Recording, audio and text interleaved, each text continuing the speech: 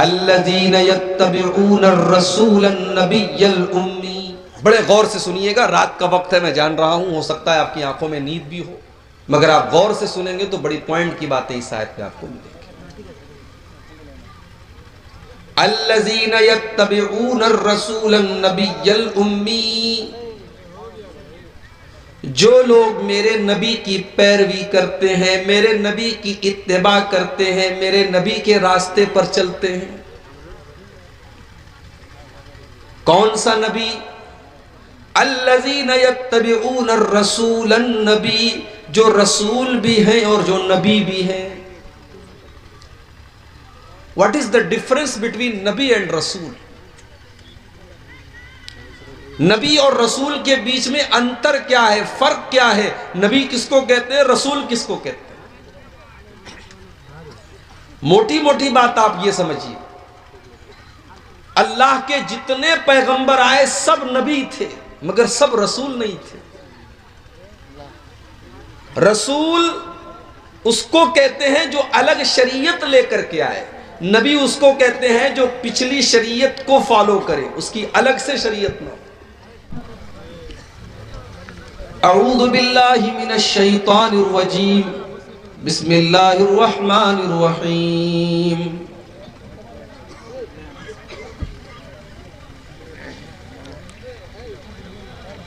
अल्लज़ीन यत्तबिऊन अर्रसूल अन्नबिय्यल उम्मिय्यल्लज़ी यजिदूनहु मक्तूबन इंदहुम फित्तौराति वल इंजील यअमुरुहुम बिल मारूफि व यनहाहुम अनिल मुनकरि व युहिल्लु लहुमुत तय्यिबाति व युहर्रिमु अलैहिमुल खबाइथ व यदउ अन्हुम इस्रहुम वल अग़लाल अल्लती कानत अलैहिम फल्लज़ीना आमनू बिही व अज़्ज़रूहु व नसरूहु वत्तबउन नूरल्लज़ी उन्ज़िला मअहू उलाइका हुमुल मुफ़्लिहून। सदर मोहतरम, उलमाए किराम, मोहतरम बुजुर्गों, नौजवान साथियों, पर्दा नशीन माँ और बहनों, प्यारे बच्चों,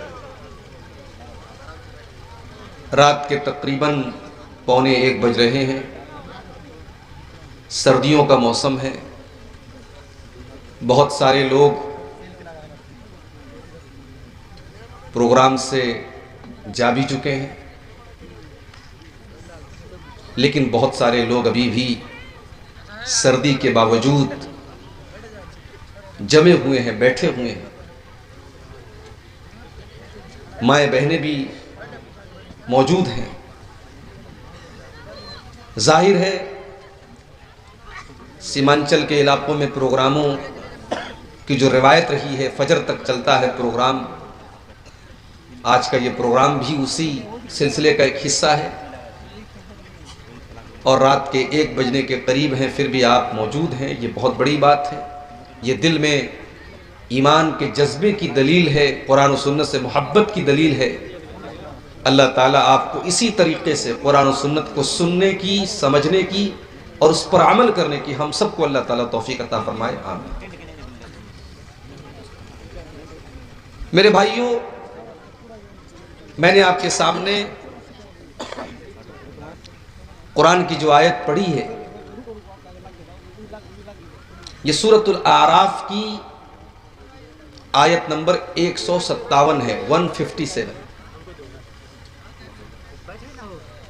इस आयत में अल्लाह ताला ने अपने नबी की कुछ विशेषताएं बताई हैं, कुछ खुसूसियात बताई हैं। मैं चाहता हूं कि आज इस आयत के ऊपर पूरी तकरीर हो और इस आयत का मतलब मैं समझा करके मैं आपके सामने अपनी बात को खत्म करूं। अल्लज़ीन यत्तबिऊन अर्रसूल अन्नबिय्यल उम्मी। बड़े गौर से सुनिएगा, रात का वक्त है, मैं जान रहा हूं, हो सकता है आपकी आंखों में नींद भी हो, मगर आप गौर से सुनेंगे तो बड़ी पॉइंट की बातें इस आयत में आपको मिलेंगी।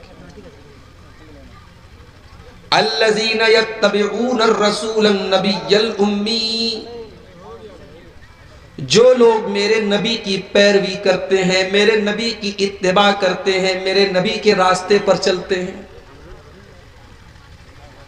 कौन सा नबी?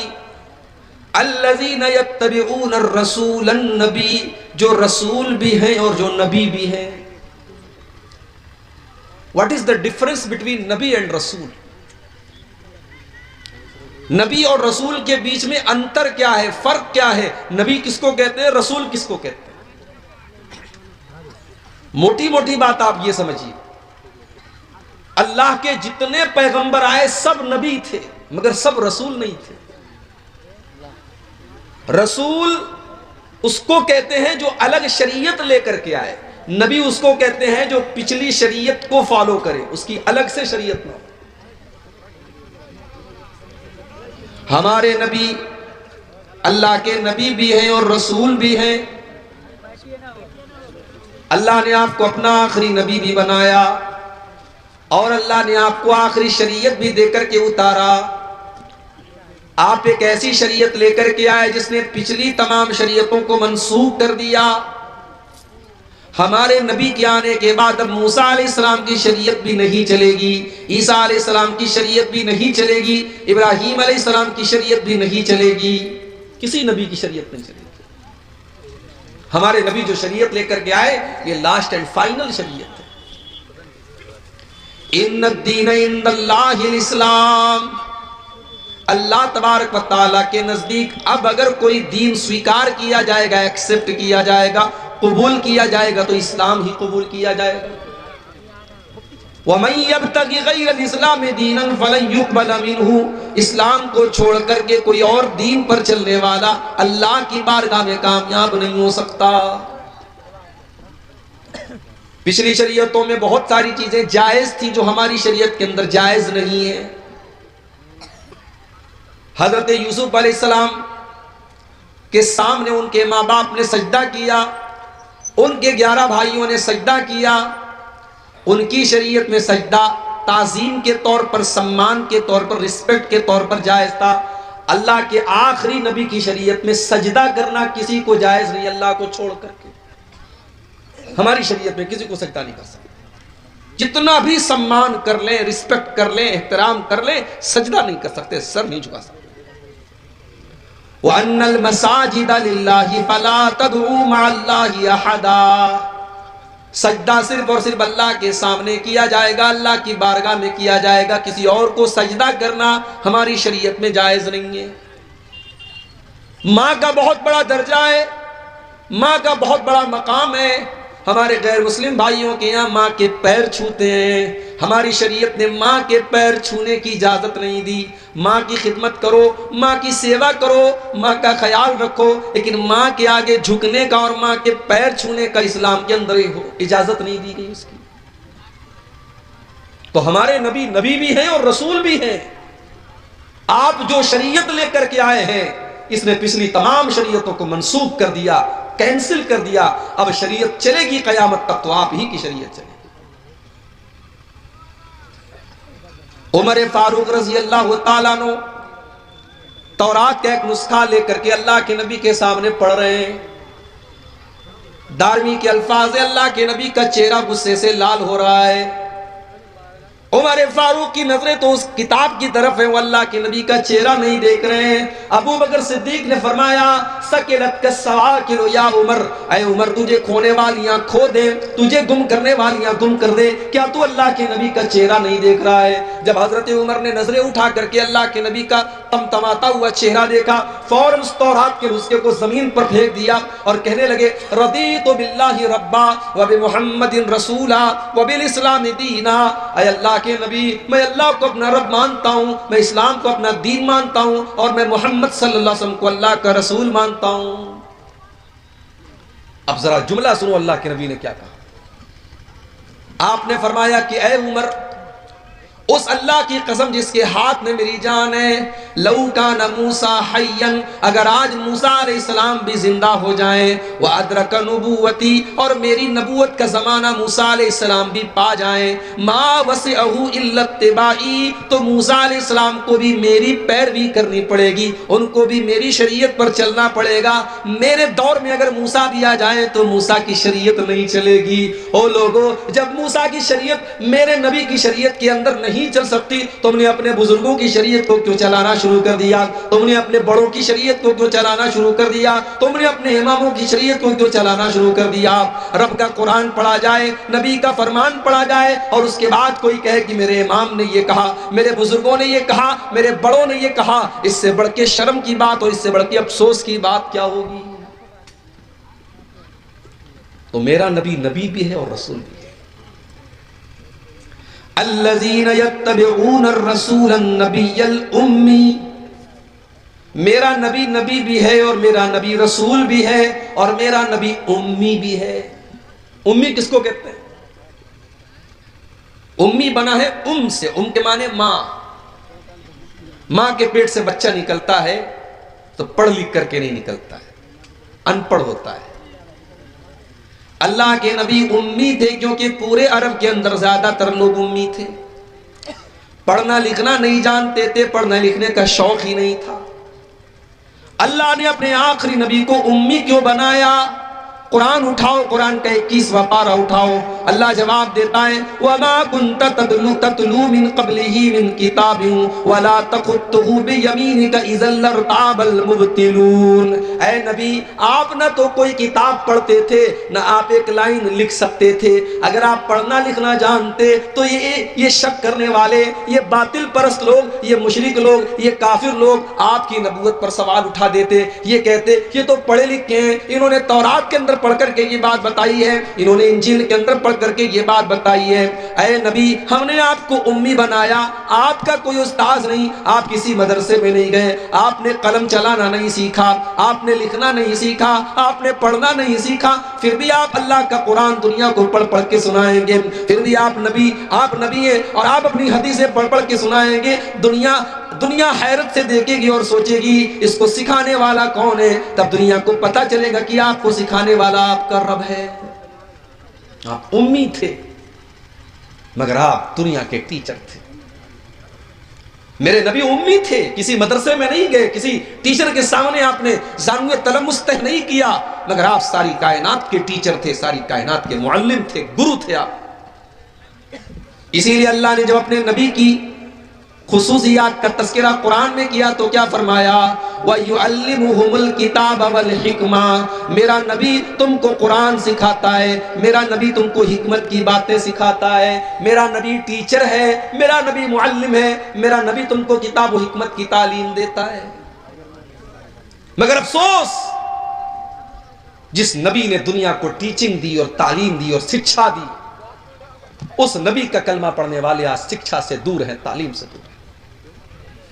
सीमांचल का इलाका है, शेरशाह आबादी हमारे भाइयों की एक बड़ी आबादी इस इलाके में।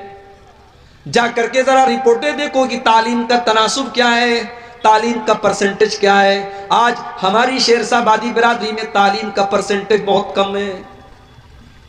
सीमांचल के इलाके में मुसलमानों में तालीम का परसेंटेज बहुत कम है। न दीन की तालीम है, न दुनिया की तालीम है। क्यों मेरे भाइयों? हमारे यहाँ बच्चे थोड़े से बड़े होते हैं, हम उनको काम पे लगा देते हैं। बाप ये सोचता है कि ये बेटा बड़ा हो रहा है, इसको पढ़ने लिखने भेजेंगे, इसके ऊपर पैसा खर्च करना पड़ेगा, ये काम करेगा तो 4 पैसे लेकर। वो लोगों, दुनिया की दूसरी कौमों ने अपने पेट को काटा है और एक टाइम खाया है और एक टाइम भूखे रहे, मगर उन्होंने अपने बच्चों को बढ़ाया है। कितने ऐसे रिक्शा चलाने वाले जिन्होंने अपने बच्चों को डॉक्टर बनाया है, कितने ठेले पर सामान बेचने वाले जिन्होंने अपनी बेटियों को डॉक्टर बनाया है। वो लोगों, ये जज्बा हमारी कौम के अंदर क्यों नहीं है? ये जज्बा हमारे अंदर क्यों नहीं? हम अपने बच्चों को तालीम क्यों नहीं दिलाते? याद रखो मेरे भाइयों, अगर हमने अपने पेट के लिए अपने बच्चों को तालीम से दूर रखा, मदरसे से दूर रखा, स्कूल से दूर रखा, तो हम वही काम कर रहे हैं जो 1400 साल पहले किया जाता था। वला तक़्तुलू औलादकुम खश्यत इमलाक, ऐ लोगों, अपनी औलाद को पेट के लिए तुम कत्ल न करो, अपने पेट के लिए अपने बच्चों को कत्ल न करो। अपने बच्चों को तालीम से दूर करना, शिक्षा से दूर करना, मदरसे से दूर करना, स्कूल से दूर करना, ये भी उनको कत्ल करना है, ये भी उनकी हत्या करना है। इस्लाम के अंदर शिक्षा का बड़ा महत्व है, बड़ी अहमियत है मेरे भाई। हमारे नबी अकरम के ऊपर कुरान की जो पहली 5 आयतें नाजिल हुई, जा करके उठा करके देखो उन 5 आयतों में ना नमाज का जिक्र है, ना रोजे का जिक्र है, ना ज़कात का जिक्र है, ना हज का जिक्र है। क्या फरमाया गया उन 5 आयतों में? इक़रा बिस्मि रब्बिकल्लज़ी खलक खलक़ल इंसान मिन अलक इक़रा व रब्बुकल अकरम अल्लज़ी अल्लम बिल कलम अल्लमल इंसान मा लम यअलम। ऐ नबी, पढ़िए अपने उस रब के नाम से जिसने पैदा किया। पढ़िए आपका रब बड़ा करीम है। पढ़िए आपके रब ने कलम के जरिए आपको तालीम सिखाई, इंसान को वो सिखाया जो इंसान नहीं जानता था। कुरान की पहली 5 आयतों में कलम का जिक्र है, पढ़ने का जिक्र है, तालीम का जिक्र है। अगर उस कुरान का मानने वाला अगर आज तालीम से दूर है मेरे भाइयों, तो शर्म आनी चाहिए और हमें चुल्लू भर पानी में डूब मरना चाहिए। हमारे नबी उम्मी हैं मगर सारी कायनात को दर्स देने के लिए आए हैं। हमारे नबी के टीचर कौन है? कुरान उठाओ, अल्लाह फरमाता है अल्लमहु शदीदुल कुवा दू मिर्रतिन फस्तवा। मेरे नबी का टीचर तो जिब्रील जैसा फरिश्ता है जो अपने पर को जमीन पे मार दे तो सारी जमीन जल जाएगी। इतना हैवी, इतना हैबतनाक और तमाम फरिश्तों का सरदार जिब्रील अमीन मेरे नबी का टीचर है। मेरे नबी को कुरान पढ़ाने वाला टीचर जिब्रील अमीन है। तो अल्लाह के रसूल भी हैं, नबी भी हैं, उम्मी भी हैं। अल्लज़ी यजिदूनहु मक्तूबन इंदहुम फित तौरात वल इंजील। क्या भाई साहब, एक बार सेट कर लो भाई।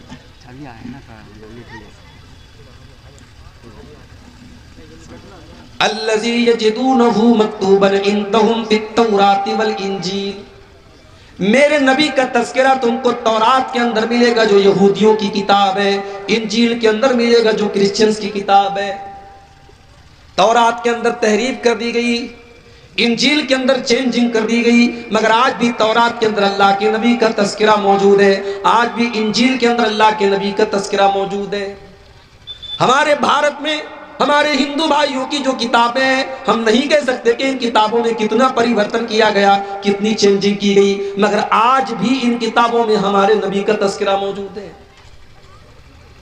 कहीं कहा गया कि वो नाराज शम्स होंगे, उनकी बहुत ज्यादा प्रशंसा की जाएगी।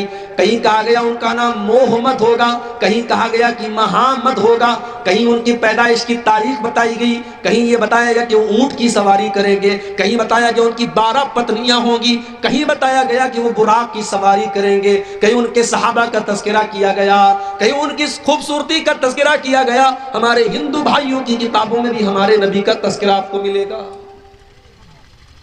अल्लज़ी यजिदूनहु मक्तूबन इंदहुम फित तौरात वल इंजील। उस नबी का तज़किरा तुमको सिर्फ कुरान में नहीं मिलेगा, दूसरी आसमानी किताबों के अंदर मिलेगा। और कहते हैं कि जादू वो है जो सर चढ़ के बोले। मेरे नबी की तारीफ तो आपके दुश्मनों ने भी की है, जो जिंदगी भर आपके दुश्मन रहे उन्होंने भी आपकी तारीफ की है, जिन्होंने आपका कलमा पढ़ा उन्होंने भी आपकी तारीफ की है, और जिन्होंने आपका कलमा नहीं पढ़ा उन्होंने भी आपकी तारीफ की है। 1980 में किताब छपी अमेरिका से। किताब का नाम है द 100 ग्रेट पर्सनालिटीज, दुनिया के 100 महान व्यक्ति। किताब का राइटर कौन है? एक ईसाई स्कॉलर है, उसका नाम है डॉक्टर माइकल हार्ट।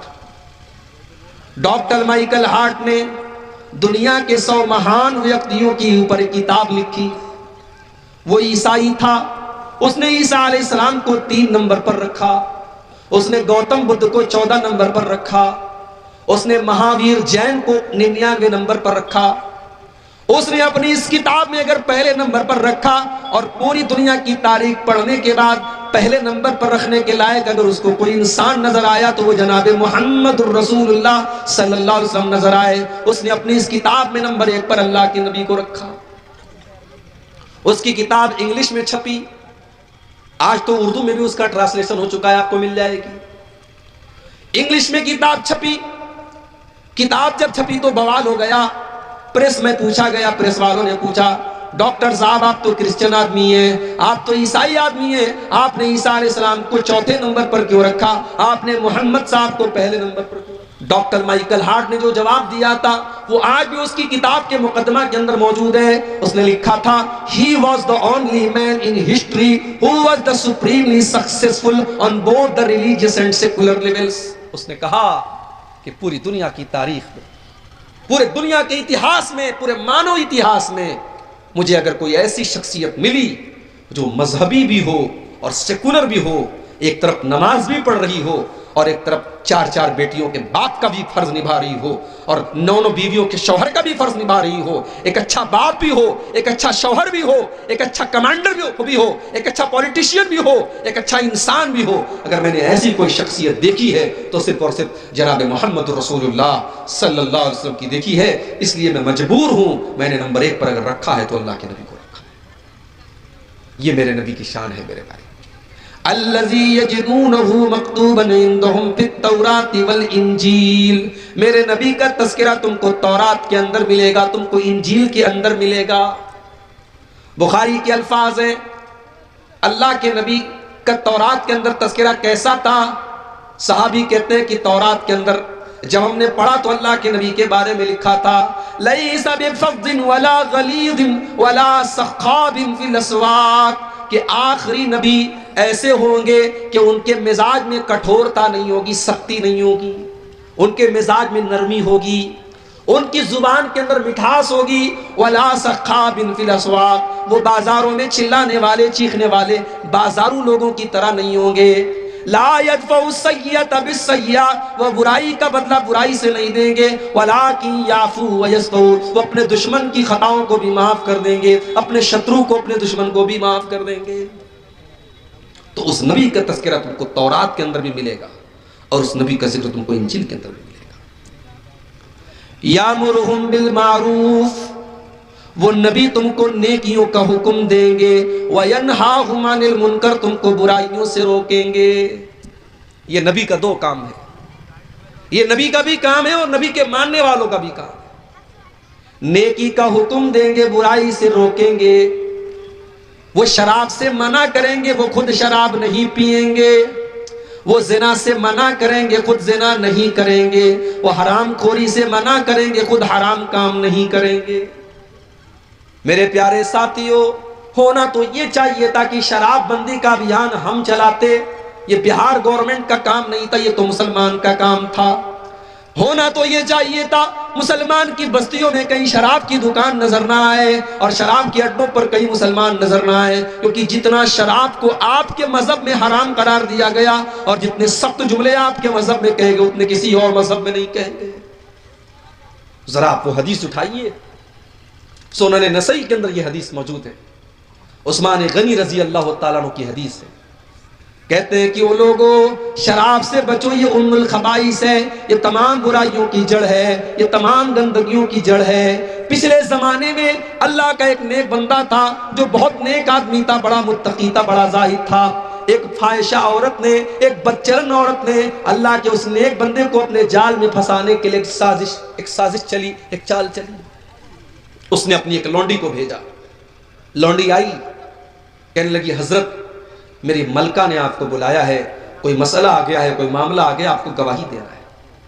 हजरत बेचारे सीधे साधे थे, वो फौरन चलने लगे उस औरत के साथ।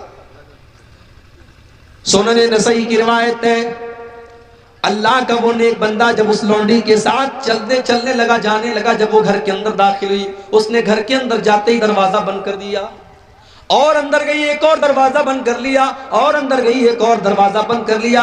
7 दरवाजों को बंद करने के बाद आखिर में एक छोटा सा कमरा था जिसमें एक खूबसूरत बच्चलन औरत थी, एक छोटा सा मासूम बच्चा था और बच्चे के बगल में एक छुरी रखी हुई थी और एक बोतल में शराब रखी थी। औरत ने कहा, कोई गवाही का मसला नहीं था, मैंने तो चाल चली थी तुमको बुलाने के लिए, तुमको फंसाने के लिए। अब तो 7 दरवाजे बंद हैं, तुम्हें भागने का कोई रास्ता नहीं। अब 3 चॉइस तुम्हारे सामने, या तो मेरे साथ जिना करो, या तुम इस बच्चे को कत्ल करो, या तुम इस बोतल की शराब में से एक गिलास, एक प्याला तुम शराब पी लो। उसने सोचा जिना करना बहुत बड़ा पाप है, बच्चे को कत्ल करना उससे भी बड़ा पाप है, शराब को पीना इन दोनों के मुकाबले में हल्का पाप है, हल्का गुनाह है। उसने कहा ठीक है, तुम इस बोतल में से एक प्याला शराब मुझे दे दो। एक प्याला शराब उसने पी, नशा चढ़ा, उसने एक और प्याला निकाला, उसको पिया और नशा चढ़ा, यहां तक कि उसने पूरी बोतल खाली कर दी। और जब शराब के नशे में धुत हो गया, उसने उस औरत के साथ जिना भी कर लिया और उस मासूम बच्चे का कत्ल भी कर दिया। उस्मान गनी कहते हो लोगों, इस शराब से बचो। जिस दिल के अंदर शराब की लत लग जाएगी, उस दिल के अंदर ईमान और शराब की लत इकट्ठा नहीं हो सकती। मेरे प्यारे साथियों, आज कितने मुसलमान हैं जो शराब पी रहे हैं और आज उनके घर वाले आजिज हैं, उनके बीवी बच्चे परेशान हैं। शराब की इस लत की वजह से आज वो ना अपने बच्चों का ध्यान रख पा रहे, ना अपनी बीवी का ध्यान रख पा रहे। मेरा नबी तो इन गंदगियों से तुमको बचाने आया था। यामुरुहुम बिल मारूफ, मेरा नबी तो तुमको नेकियों का हुक्म देने के लिए आए थे। वयनहाहुम अनिल मुनकर, तुमको बुराइयों से रोकने के लिए आए थे। दुनिया की जितनी बुराइयां हैं, अल्लाह के नबी तमाम बुराइयों से रोकने के लिए आए थे। और जितने अच्छे काम है, जितने नेकी के काम है, अल्लाह के नबी उन नेकी के कामों को बताने के लिए आए थे। नबी की सीरत उठा के देखो, आप जो बात बयान करते थे उसके ऊपर खुद पूरा अमल करते थे। अगर आपने दुनिया वालों से ये कहा कि अपनी जुबान से तुम झूठ ना बोलो, तो मेरे नबी ने खुद ऐसी जिंदगी गुजार करके दिखाई कि आपने कभी झूठ नहीं बोला, आपके ऊपर कभी झूठ की तोहमत नहीं लगाई गई।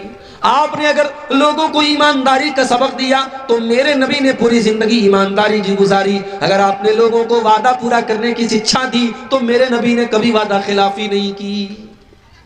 आपकी जिंदगी में कौल व अमल में तजाद नहीं है, आपके किरदार में और आपकी गुफ्तार में फर्क नहीं है। जो जुबान से कहा उसके ऊपर अमल करके दिखाया। अपनी उम्मत से कहा कि 5 टाइम की नमाज पढ़ो, हो सके तो तहज्जुद की भी पढ़ लो, कंपलसरी नहीं है, जरूरी नहीं है, अनिवार्य नहीं है।